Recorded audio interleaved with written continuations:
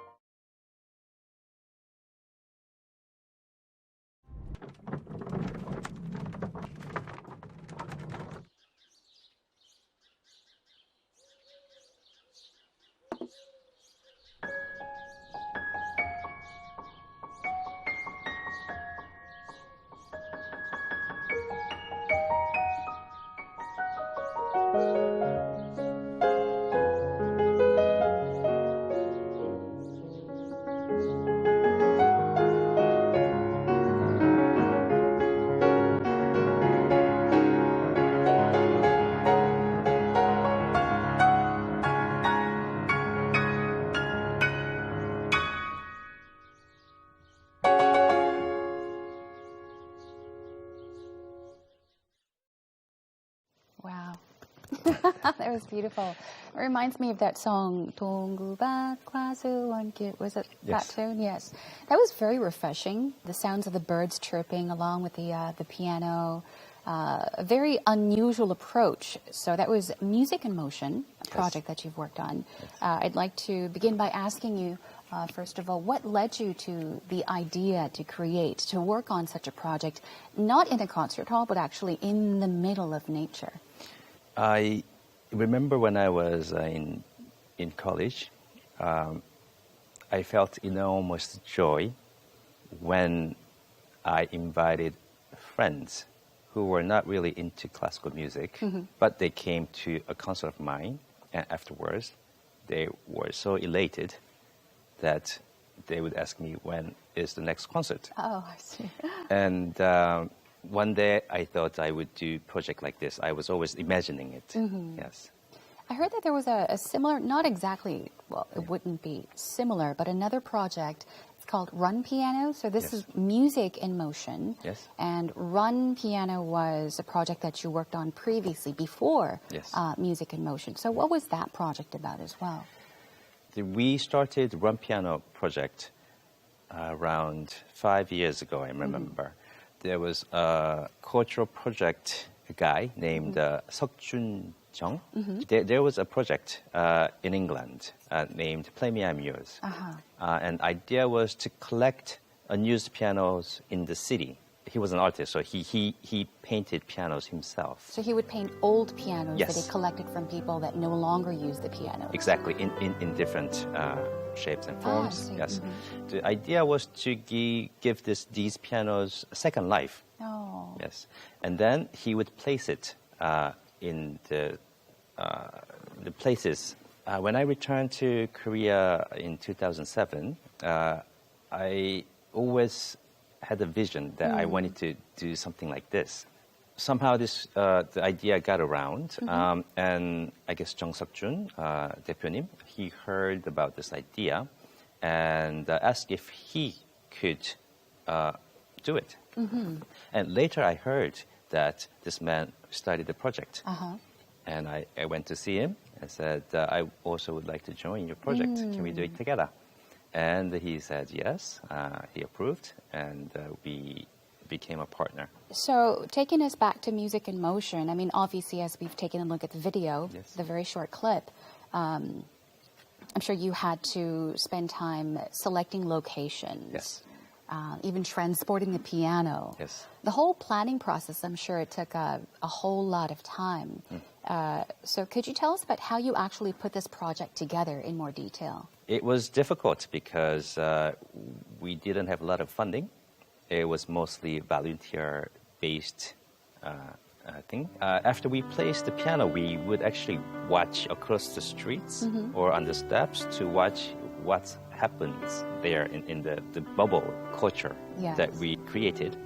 We witnessed a lot of very heartwarming and things, and it was very rewarding. It was hard, difficult work, but it was very rewarding experience for us as well. Yeah.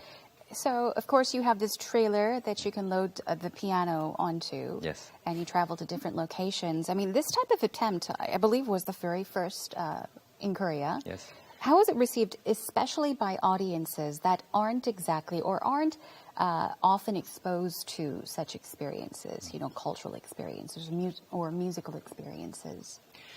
There was another reason that I decided to do this project. The method that the Western music came to this peninsula and how it was received was quite particular compared to neighboring countries, China and also Japan. Because of this particularity, I think we have more disparity in the experience in the population regarding who gets to experience this classical music. Yes, it's like a privilege. Yes, exactly. Say, for example. And the quality of the music that a certain population experiences is also different. This is also limited by geographical factors. For example, if you're living in Jeju, you're not going to travel unless you are quite well off. You're not going to travel to Seoul to listen to nice concerts. Right, yes. Korea is very centralized in every way. Yes. Also with music and culture, everything is in Seoul. The region is developing very quickly, but still there are pockets of countryside where it's very disadvantaged. And you're filling in those pockets. Exactly. That was our idea. And we did 4 concerts. One in Jeju. For the ladies, the Haenyeo. Haenyeo, yes, women divers. Yes. The second was for foreign workers in the factories. The third was in Gyeongju, in Anapji. The fourth was at DMZ. Oh, at the DMZ. All these 4 concerts were memorable, I have to say. But the concerts at Jeju and the factories were very special, I have to say. 해녀님들, Yes. when I played several pieces that were composed on the theme of water. Oh, I see. When they've heard it, they said, wow, this is our first concert. And when they heard Liszt, they sort of felt that it had something to do with water. And then in return, they sang their 노동요. There was exchange of emotions, an exchange and kind experiences. of a connection, like a connection that...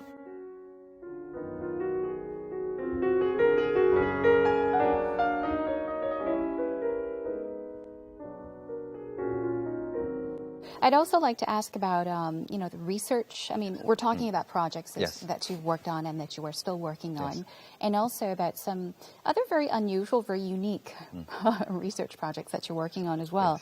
So I understand that you're currently focusing on analyzing and researching and kind of blending music with other applications. So could you tell us about your research, the ones you're working on right now? Yes. Do you know these pianos that you see in the Western movies with the paper roll in the middle with the holes in it, and then if you play it, it automatically plays the piano. And now Yamaha, Steinway, and all these piano makers also have their own automatic pianos.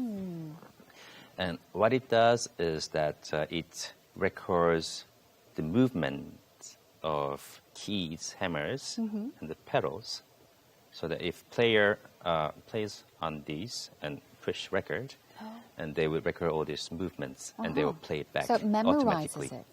It's very It records it. Yeah. Uh-huh. We take this piano, automatic piano, and we connect it to machine computer, and we are developing AI that can play these automatic pianos with emotions.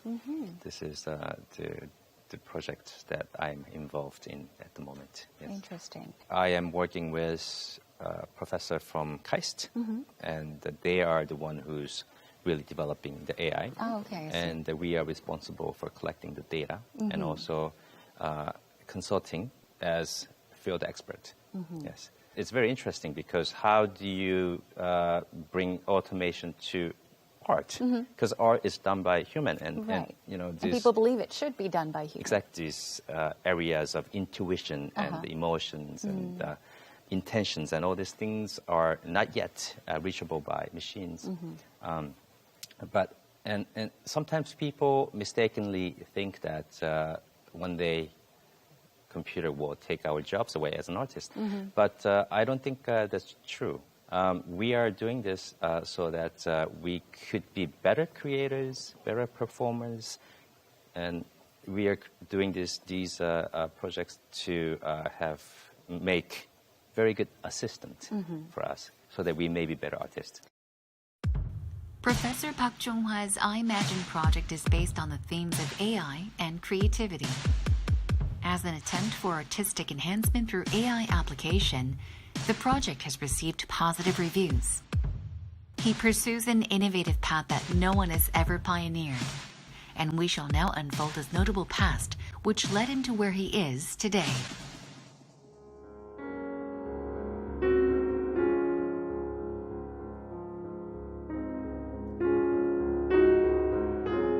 Now I'd like to shift our focus, Yes. our attention to your past. A question you probably get all the time, but how old were you? I think it was roughly 3.5, 4 years old when you first started to play the piano, or was it to learn the piano? When was it? Yes, that's about right. I was about 4.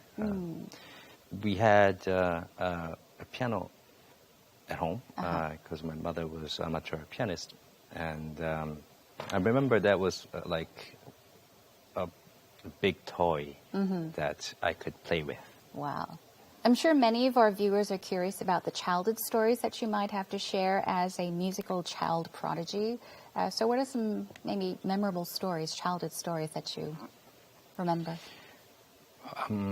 Well, thank you for considering me as a prodigy. I don't think so myself.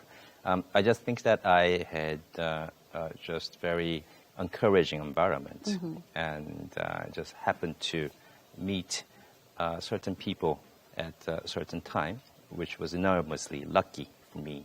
One day, I played a tune that was playing on the radio, and after that, I think my lessons began. Then your parents, they enrolled you into an advanced class, I believe. This was at a school in Tokyo. Yes. That's where you actually started getting musical training.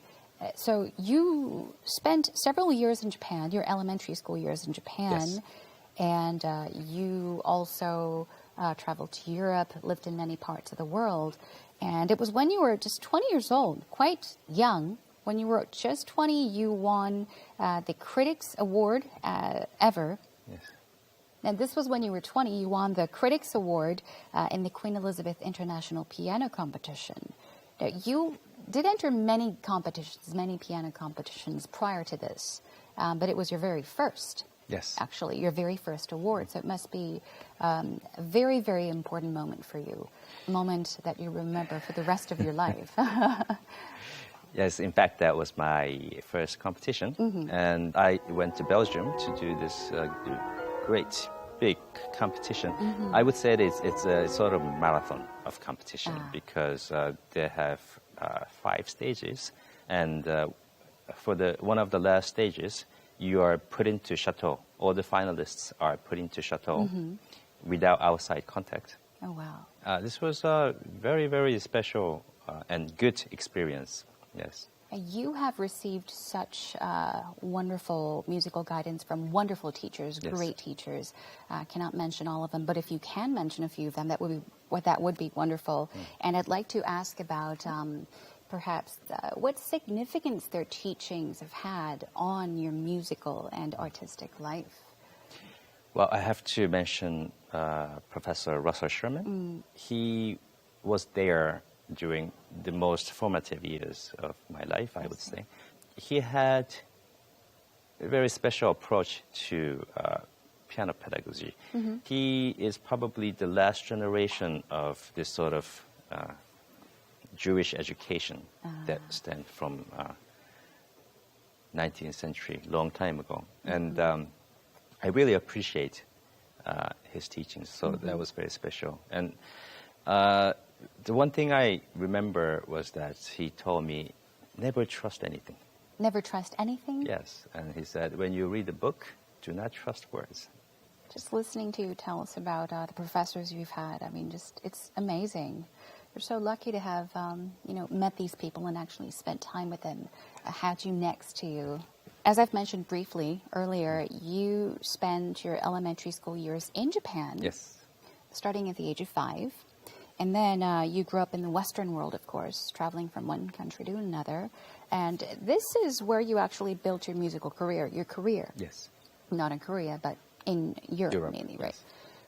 But you returned to Korea in 2007. Yes. So let's get to that point. What brought you to Korea in 2007? Seoul National University was looking for a professor, so I decided to apply. And I didn't think I would get it, but for some luck, I received a call to come Why and did audition. you not think you would get it? Because I didn't You just weren't think sure. that I was up to I yes. see. Performing a piano and the teaching piano is, for me, I think, two distinctively separate activities and also requires different talents. And for this reason, I didn't think that they would, yes. And you released in 2015 an album titled Dunaya, Yes. an album with arrangements of classical music and 동요, Yes. which is Korean like children's songs. You did mention briefly as we began our Yes. program today. So could you tell us about the music in this album, the arrangements, and how you put this album together? Perhaps why you thought of putting this album together even? Yeah. There was many challenges ahead that I had to encounter.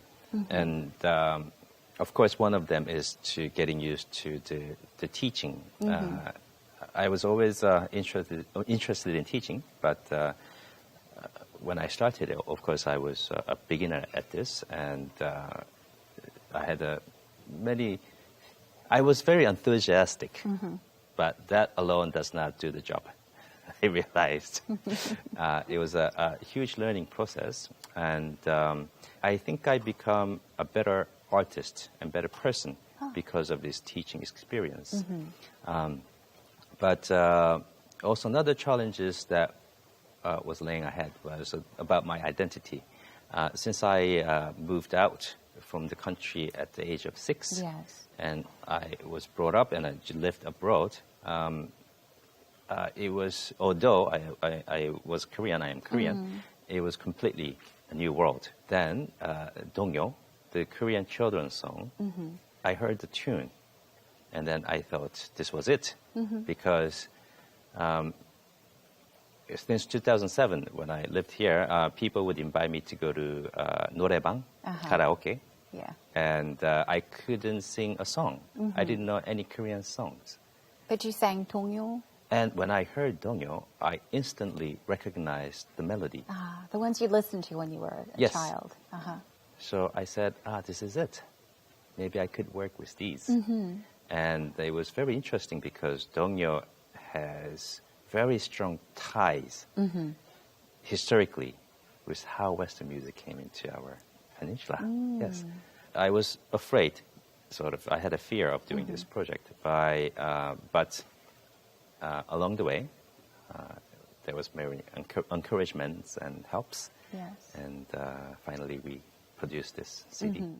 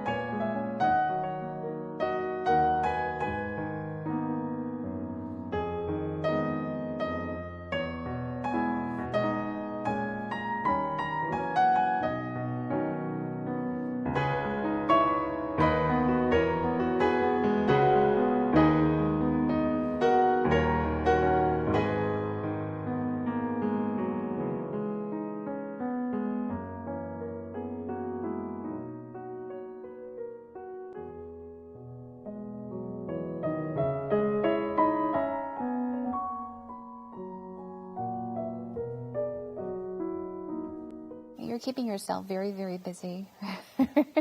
You've met wonderful people in the past, and you still are meeting wonderful people.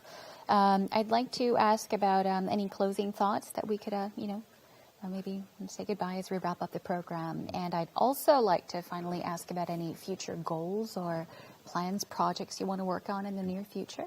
Yes, I'm doing many things at the moment, but I think my passion is still in playing and also connecting with people, be it on the stage or be it at the school. I get questions about why are you researching about AI, why are you doing this and that. I have a vision to connect all of my activities in the future in one single creation and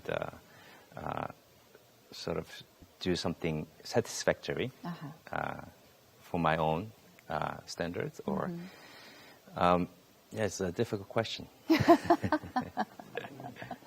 But I definitely look forward to what you are planning, because I know we're going to have something splendid, wonderful, to please a whole wide range of audiences. But I'm doing this because my teacher, Russell, was very against technology. And I think he's right in some sense, because classical music, it has a value to give to the world. And I think in classical, in traditional sense of this value is becoming more and more important, because as we, through the progress of technology, are drawn more into sort of a digital medium, and we are sort of separated.